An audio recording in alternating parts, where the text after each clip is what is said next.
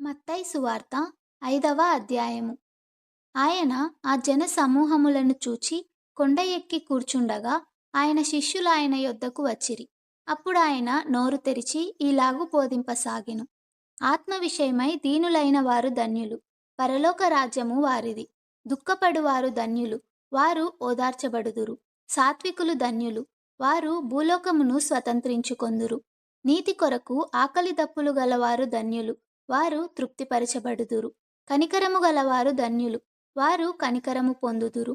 హృదయశుద్ధి గలవారు ధన్యులు, వారు దేవుని చూచెదరు. సమాధానపరచువారు ధన్యులు, వారు దేవుని కుమారులనబడుదురు.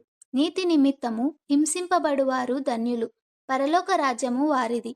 నా నిమిత్తము జనులు మిమ్మును నిందించి హింసించి మీ మీద అబద్ధముగా చెడ్డ మాటలెల్లా పలుకునప్పుడు మీరు ధన్యులు. సంతోషించి ఆనందించుడి, పరలోకమందు మీ ఫలము అధికమగును. ఇలాగున వారు మీకు పూర్వమందుండిన ప్రవక్తలను హింసించిరి. మీరు లోకమునకు ఉప్పై ఉన్నారు. ఉప్పు నిస్సారమైతే అది దేని వలన సారము పొందును? అది బయట పారవేయబడి మనుష్యుల చేత త్రొక్కబడుటకే గాని మరి దేనికిని పనికిరాదు.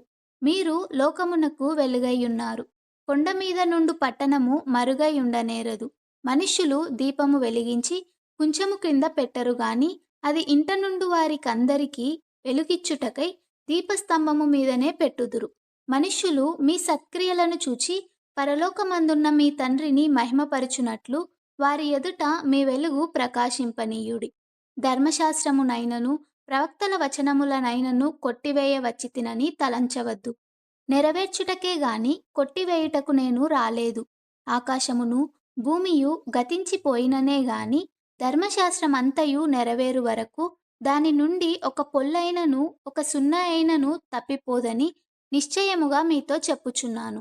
కాబట్టి ఈ ఆజ్ఞలలో మిగుల అల్పమైన ఒకదానినైనను మీరి మనుష్యులకు అలాగున చేయ బోధించువాడెవడో వాడు పరలోక రాజ్యములో మిగుల అల్పుడనబడును. అయితే వాటిని గైకొని బోధించువాడెవడో వాడు పరలోక రాజ్యములో గొప్పవాడనబడును. శాస్త్రుల నీతి కంటెను పరిసయ్యుల నీతి కంటెను మీ నీతి అధికము కాని ఎడల మీరు పరలోక రాజ్యములో ప్రవేశింపనేరరని మీతో చెప్పుచున్నాను. నరహత్య చేయవద్దు. నరహత్య చేయువాడు విమర్శకు లోనగునని పూర్వీకులతో చెప్పబడిన మాట మీరు విన్నారు గదా. నేను మీతో చెప్పునదేమనగా తన సహోదరుని మీద కోపపడు ప్రతివాడు విమర్శకు లోనగును. తన సహోదరుని చూచి వ్యర్థుడా అని చెప్పువాడు మహాసభకు లోనగును. ద్రోహి అని చెప్పువాడు నరకాగ్నికి లోనగును. కావున నీవు బలిపీఠమునొద్ద అర్పణము నర్పించుచుండగా నీ మీద నీ సహోదరునికి విరోధమేమైనాను కలదని అక్కడ నీకు జ్ఞాపకము వచ్చిన ఎడల అక్కడ బలిపీఠము ఎదుటనే నీ అర్పణము విడిచిపెట్టి మొదట వెళ్ళి నీ సహోదరునితో సమాధానపడుము. అటు తరువాత వచ్చి నీ అర్పణము నర్పింపుము. నీ ప్రతివాదితో నీవును త్రోవలో ఉండగానే త్వరగా వానితో సమాధానపడుము. లేని ఎడల ఒకవేళ నీ ప్రతివాది నిన్ను న్యాయాధిపతికి అప్పగించును. న్యాయాధిపతి నిన్ను బండ్రౌతుకు అప్పగించును. అంతట నీవు చెరసాలలో వేయబడుదువు. కడపటి కాసు చెల్లించు వరకు అక్కడ నుండి నీవు వెలుపలికి రానేరవని నీతో నిశ్చయముగా చెప్పుచున్నాను.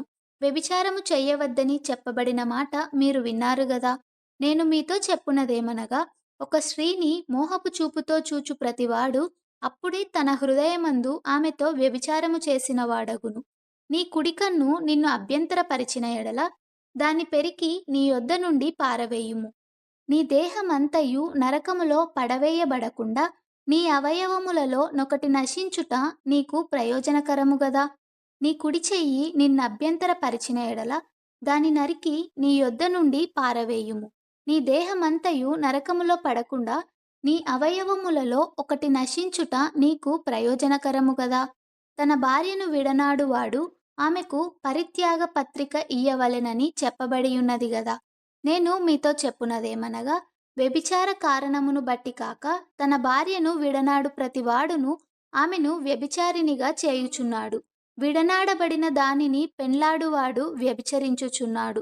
మరియు నీవు అప్రమాణము చేయక నీ ప్రమాణములను ప్రభువునకు చెల్లింపవలెనని పూర్వీకులతో చెప్పబడిన మాట మీరు విన్నారు గదా. నేను మీతో చెప్పునదేమనగా, ఎంత మాత్రము ఒట్టు పెట్టుకొనవద్దు. ఆకాశము తోడనవద్దు, అది దేవుని సింహాసనము. భూమి తోడనవద్దు, అది ఆయన పాదపీఠము. యెరూషలేము తోడనవద్దు, అది మహారాజు పట్టణము. నీ తల తోడని ఒట్టు పెట్టుకొనవద్దు. నీవు ఒక వెంట్రుకనైనను తెలుపుగా గాని, నలుపుగా గాని చేయలేవు. నీ మాట అవునంటే అవును, కాదంటే కాదు అని ఉండవలెను. వీటికి మించునది దుష్టుని నుండి పుట్టునది. కంటికి కన్ను, పంటికి పళ్ళు అని చెప్పబడిన మాట మీరు విన్నారు గదా! నేను మీతో చెప్పునదేమనగా, దుష్టుని ఎదిరింపక, నిన్ను కుడి చెంప మీద కొట్టువాని వైపునకు ఎడమ చెంప కూడా త్రిప్పుము. ఎవడైనా నీ మీద వాజ్యము వేసి, నీ అంగీ తీసుకొనగోరిన ఎడల, వానికి నీ పైవస్త్రము కూడా ఇచ్చివేయుము. ఒకడు 1 మైలు దూరము రమ్మని నిన్ను బలవంతము చేసిన ఎడల, వానితో కూడా 2 మైళ్ళు వెళ్ళుము. నిన్ను అడుగువానికిమ్ము. నిన్ను అప్పు అడగగోరువాని నుండి నీ ముఖము త్రిప్పుకొనవద్దు. నీ పొరుగువాన్ని ప్రేమించి, నీ శత్రువును ద్వేషించుమని చెప్పబడిన మాట మీరు విన్నారు గదా! నేను మీతో చెప్పునదేమనగా, మీరు పరలోకమందున్న మీ తండ్రికి కుమారులైయుండునట్లు మీ శత్రువులను ప్రేమించుడి. మిమ్మును హింసించు వారి కొరకు ప్రార్థన చేయుడి. ఆయన చెడ్డవారి మీదను, మంచివారి మీదను తన సూర్యుని ఉదయింపజేసి నీతిమంతుల మీదను, అనీతిమంతుల మీదను వర్షము కురిపించుచున్నాడు. మీరు మిమ్మును ప్రేమించు వారినే ప్రేమించిన ఎడల మీకేమి ఫలము కలుగును? సుంకరులును అలాగు చేయుచున్నారు గదా!